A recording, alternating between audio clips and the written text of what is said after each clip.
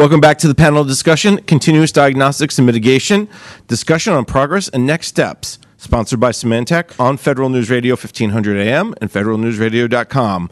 Our guests today are Rod Turk, the Director of the Office of Cybersecurity and Chief Information Security Officer at the Commerce Department, Chuck McGann, the Manager for Corporate Information Security at the U.S. Postal Service, Melinda Rogers, the Justice Department's Chief Information Security Officer, and Ken Durbin, Symantec's Continuous Monitoring Practice Manager.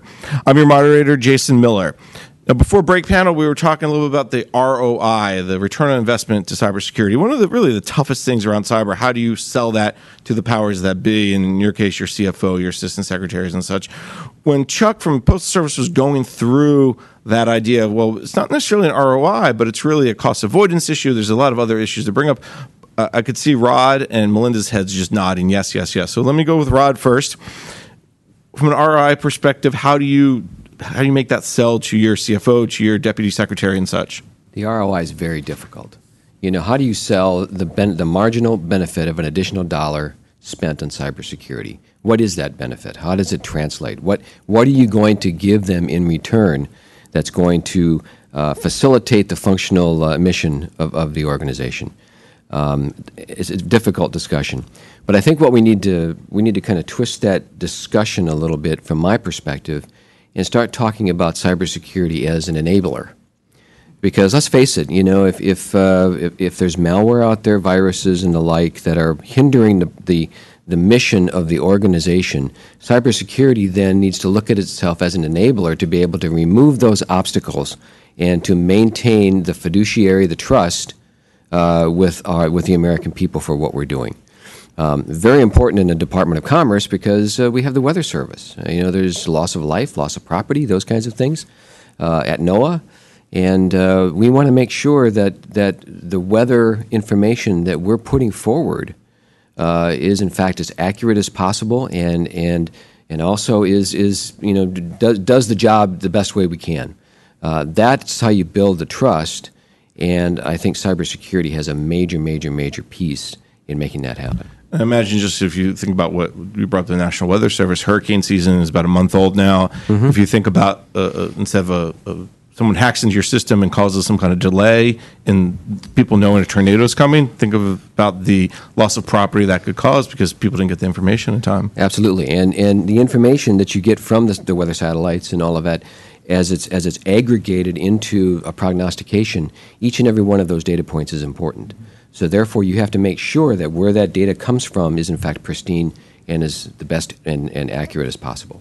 Melinda, let me turn to you about the ROI issue for a second, because one of the challenges when it comes to ROI is as I think Rod and Chuck said, selling it up the chain a little bit. Is it getting easier because of all the Heartbleed virus comes to mind? Or it's not a virus, I guess the Heartbleed vulnerability comes to mind as one of those things that's, hey, look what happens. Here's a perfect example. Does that make your job a little bit easier?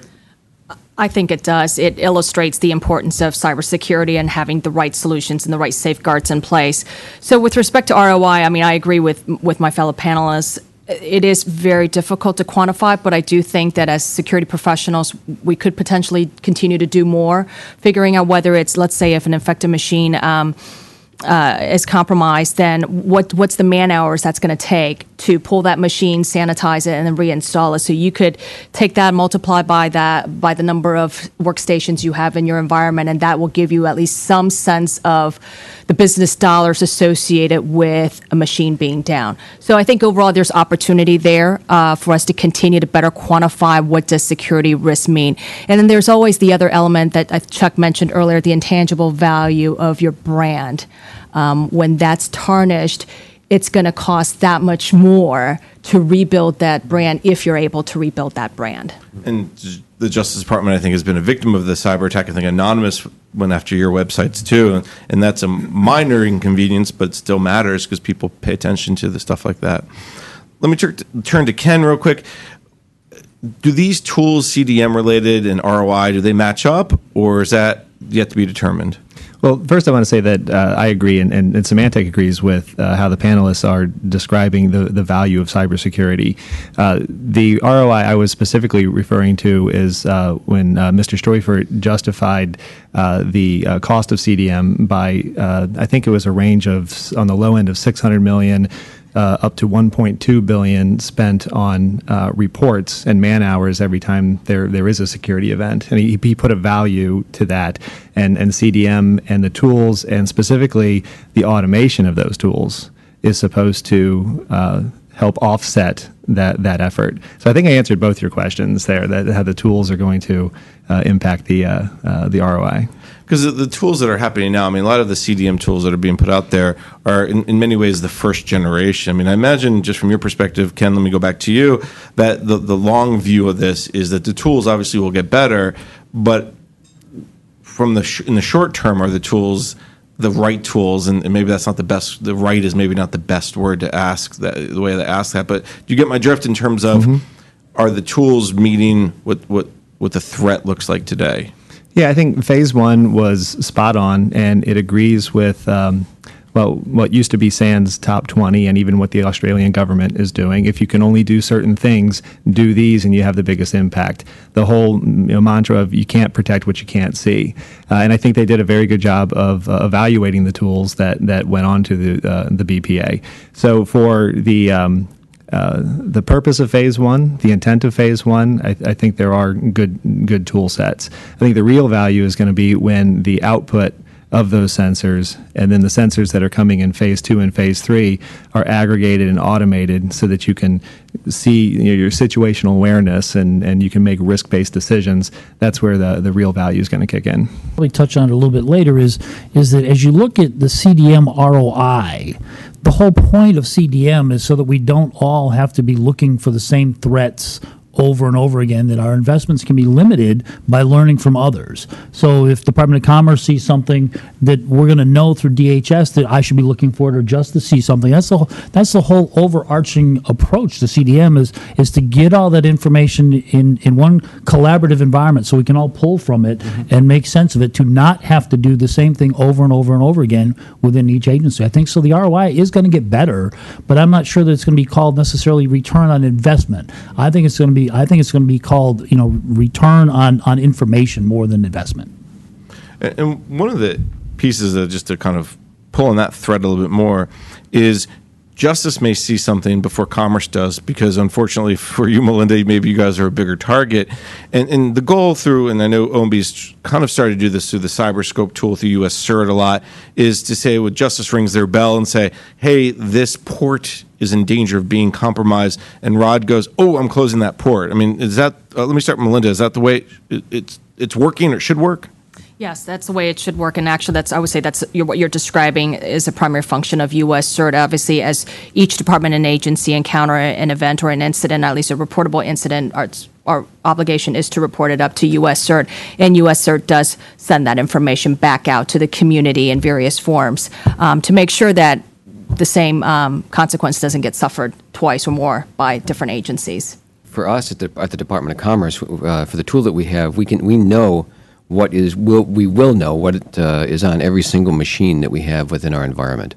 So in other words, if we start seeing a vulnerability in Justice, DHS, wherever the case may be, and it's specific to a certain application, specific to a certain operating system, let's say, we can then go out and say, okay, you are running this particular application on 10 of your machines within your environment. You need to patch them. You need to shut them down right now because they are widely vulnerable based upon what we've seen throughout other parts of the federal government. So that's going to be the focus of our Security Oversight Center, to be able to monitor all of that, to layer into all of the other oversight centers within, or operations centers within the federal government, and then be able to pull all of that together for an early warning system. Or even one better, and I'm only kind of guessing here, is that you push that patch out to those 10 machines, and maybe that's later down the road. To sell CDM, we had to back off on any intention to patch centrally from the department out into an OU, because each OU has its own functionality, and a patch needs to be tested in that environment before you actually apply it.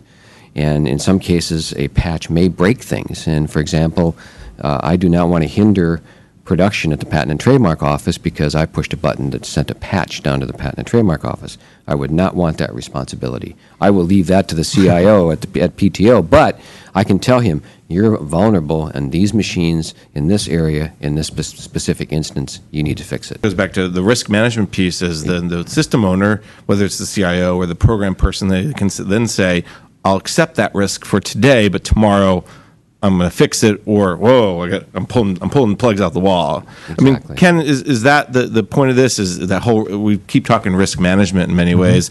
Is what CDM is going to do is make that decision obviously a lot easier. But as Rod just described, that's going to give the information to the the business owner, so they can then decide the risk. Yeah, I'd agree that that's exactly what it's designed to do. And it wasn't until I had conversations at the headquarters level with people like the panel here that I understood that there's a good reason why that patch shouldn't be automatically driven down to the operating unit. But the ability to have that identified, because there is now everybody's reporting common data to a central repository, we can now get that information to the appropriate person at the operating unit, and put them on notice. You have been notified. There is this vulnerability. Now you have to decide whether or not you're going to take action on it. Chuck, from your perspective, now you guys have been doing this a lot longer on CDM. How do you handle the patching piece? Because one trend that I can point to among the CIOs that I talk with is this really excitement around the move back to thin client, zero client. It feels like deja vu all over again. We talk about ASPs, we talk about managed services, we talk about cloud. It's all the same thing, really. But it seems like they're going back to this idea of thin clients because of that idea of patching, because it's all kind of behind the scenes. I mean, so long story short, how do you guys deal with patching? So, we follow the Microsoft calendar, if you would, and once a month we get the Microsoft patches and we test them. But it's like the panelists all said, you have to test because you don't know what each business application is going to perform, against the patches that comes in. You could be doing something that could impact the business, and that's not what you want to do. So we always do testing against the patches. Now, critical patches will go out probably within 7 days. Now, the critical Microsoft patches that come out, they all have to be tested and implemented within 30 days.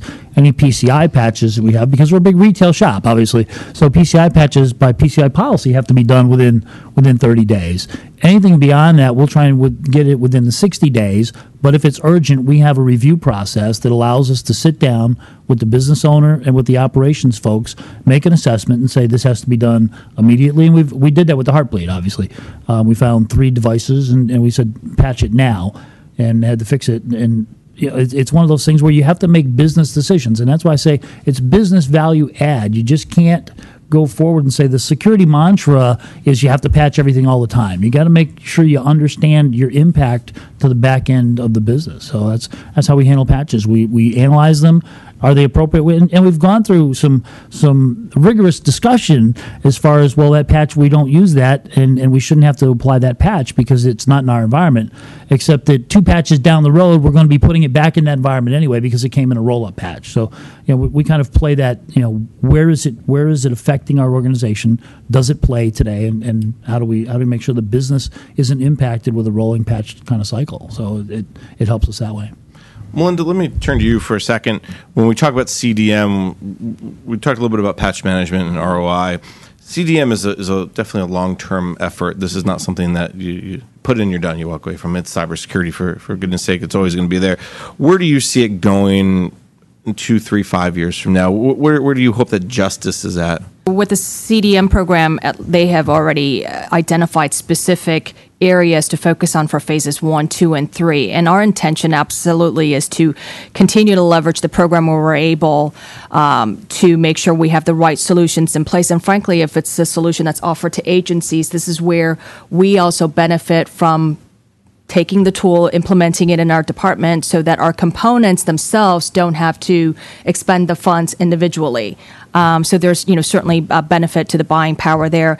In terms of where do we go from there, just as we're going to continue to move no matter what in terms of figuring out our security posture, identifying where our gaps may be based on evolving threats, and we are going to move to make sure that our information is properly safeguarded, and where we can leverage CDM and the timing is right, we will definitely do so. But we haven't stopped when we won't stop, and we will just make sure that every step of the way we look over to see if we can tap the CDM pool, and if we can, we're definitely planning on doing that. And from your perspective, when does threat intelligence come in there? Because I think that's when I'm out and about and hearing people talk, I hear threat intelligence is really the next big wave. Understanding the data in, putting data out, meaning again sharing the data. Right. When is that happens today? But does it get better? Do you expect it to just continue to get better? I think it will certainly, obviously we would have to continue to get better.